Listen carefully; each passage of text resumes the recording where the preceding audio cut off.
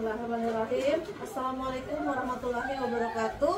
Selamat siang dan salam sejahtera bagi kita semua. Perkenalkan, saya Yuliati SPD, asal sekolah dari SD Negeri 001 Babulu. Saya CGP Angkatan 11 Kabupaten Penajam Pasar Utara. Kali ini saya akan melakukan tugas demonstrasi kontekstual pada modul 3.1 mengenai pengambilan keputusan yang berbasis nilai-nilai kebajikan sebagai pemimpin. Nah, pada kesempatan kali ini saya akan mewawancarai salah satu daripada kepala sekolah dalam gugus 1, yaitu Ibu Haji Rusmini, ya. Nah, di sini saya akan memberikan beberapa pertanyaan, ya, sehubungan dengan pengambilan keputusan yang berbasis nilai-nilai kebajikan. Apakah di dalam pelaksanaan pengambilan keputusan nantinya terdapat paradigma pengambilan keputusan ataupun prinsip-prinsip pengambilan keputusan ataupun menggunakan 9 langkah di dalam pengambilan keputusan. Nah, baiklah, saya akan melakukan sesi wawancara berikutnya. Assalamualaikum Ibu. Iya, selamat siang Bu. Bagaimana Ibu kabarnya? Iya, alhamdulillah Bu, ya.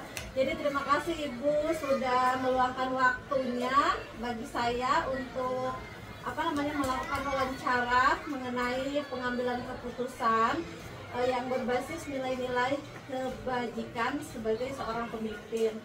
Nah, Ibu, di sini saya akan mengajukan beberapa pertanyaan, ya Ibu, ya. Jadi yang pertama, selama ini bagaimana Ibu mengidentifikasi kasus-kasus yang merupakan dilema etika atau bujukan moral? Jadi apakah selama Ibu mengambil keputusan itu, apakah Ibu melakukan identifikasi kasus yang berhubungan, apakah ini merupakan bujukan moral atau merupakan bujukan etika, ya Bu, etika? Baik, terima kasih. Sebelumnya terkait dengan dasar saya mengambil keputusan. Ya. Artinya kita mengalami dilema etika. Jika saya mengidentifikasi suatu kasus yang terjadi dengan dasar saya, ya sama aja mungkin dengan yang lain. Kita itu banyak pertimbangan. Kami terserang kami adalah madrasah swasta di bawah naungan yayasan. Tentunya dari segala macam kebijakan yang saya ambil pun juga tidak luput dari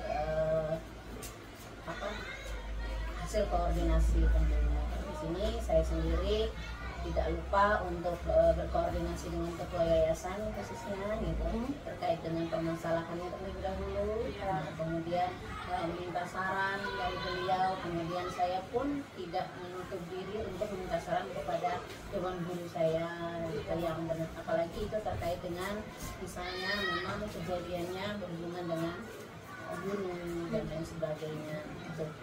Saya lebih mengutamakan untuk berkomunikasi terlebih dahulu, mencari titik permasalahannya di mana, seperti itu. Jadi titik permasalahan ini kita kan mungkin bisa melihat, ya Bu, ya, kasus itu apakah ini yang bersinggungan dengan hukum misalnya, nah, atau sekedar etika, ya, etika dalam yang artinya kasusnya tidak terlalu berat misalnya gitu ya, masih bukan etika. Jadi seperti itu Bu, apakah Ibu ada identifikasi? Baik, kalau dia masih artinya misalnya kita ambil contoh satu pelanggaran misalnya, satu pelanggaran seorang guru, selama itu artinya dia tidak tidak ada korban, tidak ada korban yang fatal, artinya masih kita kelola secara intern terlebih dahulu. Tadi seperti saya bilang di awal bahwa ada yayasan, dan saya berpedoman pada keputusan yayasan dan keputusan bersama tentunya. Bagaimana baiknya, seperti apa? Saya lebih ke secara ini hati nurani dulu gitu kan, secara orangnya dulu terlebih dahulu gitu kan, kita seperti apa, permasalahannya gimana, apa penyebabnya seperti apa dan lain sebagainya. Mungkin tidak serta-merta juga kita langsung ke jalur hukum, enggak. Kita lihat permasalahannya sebesar apa. Terima kasih Ibu atas jawabannya yang pertama, luar biasa. Selanjutnya pertanyaan kedua Ibu, apakah selama ini bagaimana Ibu menjalankan pengambilan keputusan di sekolah Ibu ya, terutama untuk kasus-kasus di mana ada dua kepentingan yang sama-sama benar, sama-sama mengandung nilai kebajikan gitu. Nah, jadi bagaimana Ibu menjalankan proses pengambilan keputusannya kalau ternyata ini ada dua hal yang sama-sama baik, sama-sama mengandung nilai kebajikan. Saya biasanya kalau seperti itu ngambil prioritas.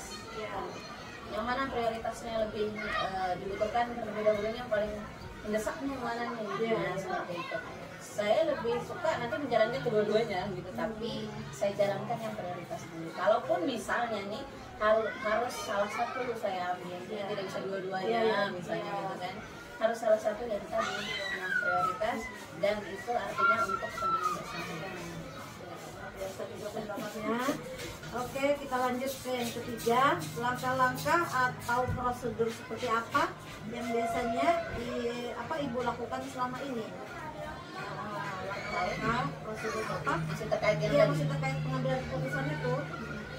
Selama ini alhamdulillah saya menjalin komunikasi yang baik terhadap yayasan maupun terhadap diri saya ataupun terhadap wali murid saya.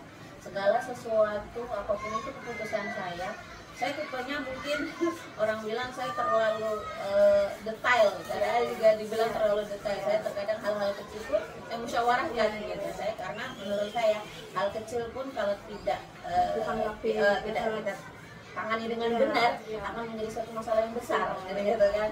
Jadi akhirnya segala sesuatu itu saya rutin setiap bulan saya mengharuskan untuk rapat seluruh dewan guru, dan kalau memungkinkan saya yayasan bisa datang selalu rutin setiap bulan.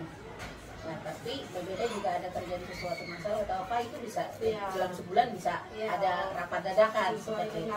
Jadi setiap bulan yang saya lakukan adalah mempertanyakan kepada guru, bertanya ke guru-guru terkait dengan permasalahan yang terjadi, baik intern kami ataupun dengan di luar, ataupun mereka dengan wali murid seperti apa, dan kita solusi bersama. Ini selama ini sama juga dengan halnya dengan yayasan. Alhamdulillah yayasan pun komunikasi kami baik gitu, dan dengan komite pun kami baik gitu. Jadi segala sesuatunya selama ini masih berjalan dengan baik dan lancar gitu. Kuncinya komunikasi. Jadi langkah yang sudah Ibu ambil tentunya berkomunikasi dengan baik ya, dengan berbagai pihak ya, juga berkolaborasi ya. Selanjutnya Ibu, kita langkah ke pertanyaan keempat. Hal apa saja yang selama ini Ibu anggap efektif dalam pengambilan keputusan pada kasus-kasus dilema etika? Efektifnya ya terkait itu tadi saya bilang lebih ke musyawarah. Kalau saya lebih utama ke musyawarah terlebih dahulu. Karena gini, berbeda sudut pandang terkadang ya. Misalnya dari sudut pandang saya si A yang salah, misalnya seperti itu. Belum tentu nih menurut orang lain juga dari sudut pandang yang lain. Jadi akhirnya saya menyatukan sudut pandang, mencari satu yang seperti ini. Jadi dasarnya itu juga tadi saya bilang tetap musyawarah. Selama ini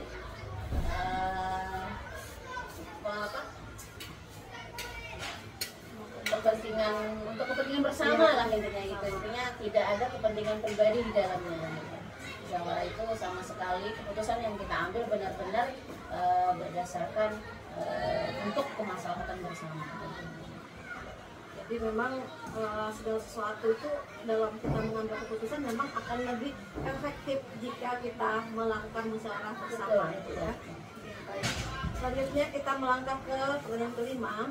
Apakah Ibu memiliki sebuah tatkala atau jadwal tertentu dalam sebuah penyelesaian kasus dilema etika? Nah, apakah Ibu langsung menyelesaikan di tempat atau memiliki sebuah jadwal untuk menyelesaikannya gitu ya. Nah, kemudian bentuknya atau prosedurnya seperti apa yang Ibu jalankan? Seperti yang saya bilang di awal tadi, Iya. dalam rapat saya bulanan saya Iya, itu, iya. ada seperti kegiatan mengidentifikasi satu permasalahan. Iya. Di awal rapat Iya. selalu kami jalankan itu, setiap guru maupun setiap kelas itu mengadukan jika ada permasalahan, kemudian kita mencari solusi bersama. Kemudian kalau untuk seketika itu tidak juga, ada tahapan-tahapan. Kita observasi terlebih dahulu, observasi, kemudian kita mencari yang terbaiknya bagaimana, solusinya bersama seperti apa. Seperti yang saya bilang tadi, saya cerita sama Ibu tadi, bahwa ketika saya kemarin, ketika kami mendapatkan satu permasalahan, ada penurunan terhadap tingkat kelulusan anak, kemudian kami mencari solusi bersama, dan itu saya bawa dalam rapat wali murid, akhirnya kami dapat solusi. Akhirnya orang tua bersedia untuk membayar, nah seperti itu. Benar-benar yang tadinya kita tidak bayangkan solusi itu, ternyata itu hadir dari orang tua yang kita nggak sangka sebenarnya. Jadi memang perlunya musyawarah dan juga kolaborasi dengan wali murid untuk penyelesaian sebuah masalah ya. Yang keenam, adakah seseorang atau faktor-faktor apa yang selama ini mempermudah atau membantu Ibu dalam pengambilan keputusan dalam kasus-kasus dilema etika? Bilang seseorang tidak ada sih, akhirnya saya tidak bukan tipe yang mengambil keputusan berdasarkan pengaruh seseorang. Artinya saya memang mengambil keputusan berdasarkan hasil observasi dan fakta yang ada gitu. Nah kemudian jika itu dasarnya yang saya ambil adalah intinya untuk kebaikan bersama, tetap pada hadis itu. Kalau dibilang seseorang atau apa nggak ada sih. Lebih kepada apa sih ya, bukan lebih benar lebih tadi saya bilang karena saya sering musyawarah kan akhirnya saya lebih suka mendengarkan pendapat, apalagi ya alhamdulillah tadi saya bilang terkait dengan guru-guru saya pun enak diajak komunikasinya, mereka mengasih masukan gitu. Ini benar-benar yang selama ini real gitu, yang kita nggak yang apa sih bahasa ininya, bukan bahasa yang apa guru kalau ngasih ini mau cari muka, bukan yang seperti itu, yang tipe guru saya enggak, yang benar-benar mereka itu yang ngasih solusi itu yang benar-benar untuk kepentingan bersama gitu. Jadi itulah nyamannya saya bilang ya alhamdulillah saya juga dipertemukan dengan mereka yang enak komunikasinya gitu. Ya Bu, baik, kita melangkah ke pertanyaan yang ketujuh. Dari semua hal yang telah disampaikan, pembelajaran apa yang Ibu petik dari pengalaman Ibu mengambil keputusan dilema etika tadi? Pertama, berdasarkan pengalaman, kita jangan cepat mengambil satu kesimpulan pertama. Kemudian juga jangan cepat mengambil satu keputusan. Jadi sebelum kita tahu dari segala sudut pandang, kemudian kita mendengar dari solusi kita hasil musyawarah seperti apa, intinya memang tidak bisa serta merta satu keputusan itu dalam sehari harus seperti ini gitu. Kalau kita dipengaruhi seseorang jangan sampai gitu. Justru saya tidak terlalu ini juga enggak. Selama ini sih alhamdulillah memang nggak ada juga sih yang berusaha ataupun ada tekanan, tapi nggak ada memang. Dalam prakteknya selama ini yang saya jalankan, alhamdulillah yayasan sendiri pun memberikan keleluasaan terhadap berbagai kebijakan gitu kan. Selama ini ya tadi saya bilang juga sama Ibu di awal, karena kami mungkin terlalu dibiasakan untuk mandiri gitu. Terlalu mandiri bahkan sepertinya Bu ya gitu. Jadi akhirnya sudah terbiasa Bu untuk kalau seperti ini begini nih konsepnya gitu. Jadi mulai terbiasa aja Bu gitu dengan ini. Jadi guru-guru saya pun, dan itu pun saya tularkan ke guru-guru saya terhadap satu penanganan yang saya terapkan ke mereka terapkan juga di anak-anak. Jadi selama ini Bu terus terang misalnya nih kalau ada kasus di kelasnya, saya ajarkan mereka untuk tidak sedikit-sedikit lapor ke kepala sekolah gitu. Jadi usahakan misalnya dengan wali murid atau apa, jadi biarin dulu gitu kan, jangan untuk menghilangkan image apa kan kebanyakan ya kita itu yang kayak seolah-olah dilaporkan ke kepala sekolah suatu ancaman gitu. Jadi saya tidak mau seperti itu. Jadi konsep itulah yang saya terapkan selama ini. Jadi mereka walaupun saya tidak ada di tempat, mereka bisa menyelesaikan masalah. Itu harapan saya gitu. Jangan teman-teman nggak ada kepalanya nih. Masalahnya akhirnya berkembang dan nanti akhirnya kan dampaknya seperti itu. Jadi seperti itu Bu ya, luar biasa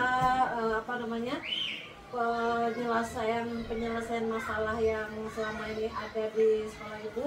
Ibu bisa menyelesaikan gitu ya permasalahan masalah tersebut, tentunya dengan melakukan komunikasi dengan seluruh keluarga, rekan gurunya gitu ya, kemudian unsur lah. Iya, kemudian juga tidak lekas-lekas mengambil sebuah kesimpulan dan juga sebuah keputusan gitu ya. Tentu musyawarah adalah jalan yang terbaik ya di dalam mengambil sebuah keputusan sehingga dapat bermanfaat bagi semuanya, seperti itu sudah merugikan siapapun ya. Makasih banyak Ibu atas waktunya, kesediaannya untuk menyampaikan bagaimana hal-hal apa yang Ibu sudah terapkan di dalam pengambilan keputusan selama Ibu menjadi pemimpin di sekolah ini ya. Oke, baiklah, demikian tadi wawancara yang sudah dilakukan. Kurang lebihnya kami mohon maaf, mudah-mudahan dapat bermanfaat. Terima kasih. Wassalamualaikum warahmatullahi wabarakatuh.